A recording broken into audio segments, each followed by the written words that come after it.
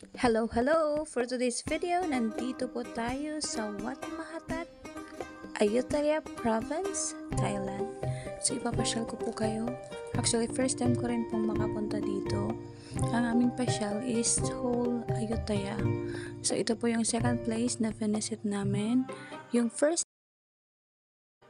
Bang Pain Palace. And this is the second.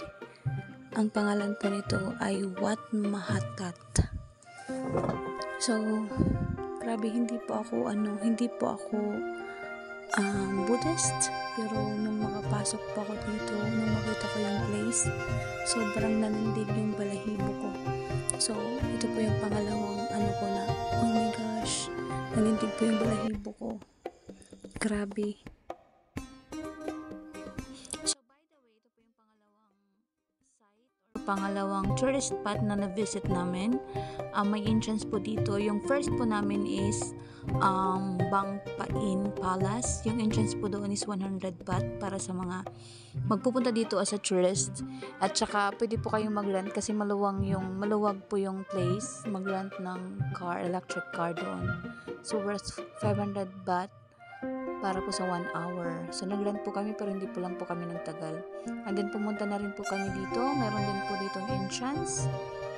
So, ito po yung pangalawa. Again, yung una po namin is Bang Pain Palace, Ayutthaya Province, Thailand. At saka ito po yung pangalawa, Wat Mahatat,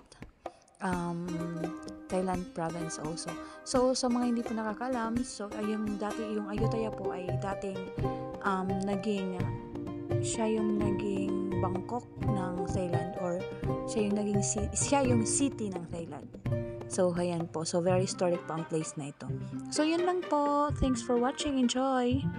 And by the way po, para po sa mga nakapunta na dito, hindi po kami pala nakapasok doon sa loob, or hindi po kami pumasok sa loob kasi nagmamadali na kami. Actually, meron pa po ito. Yung Buddha nila is nasa may parang roof ng tree. Hindi ko na po nakita kasi hindi kami pumasok sa loob. Parang dyan lang kami sa ganggang. Ano ba yung ganggang sa Tagalog? Hindi ko alam. Parang dyan lang po kami sa Bukana. Ayan, sa Bukana ng place na ito. Pero po kung papasok po kayo, makakita po kayo doon ng Buddha na nasa tree. So yun po. Thanks!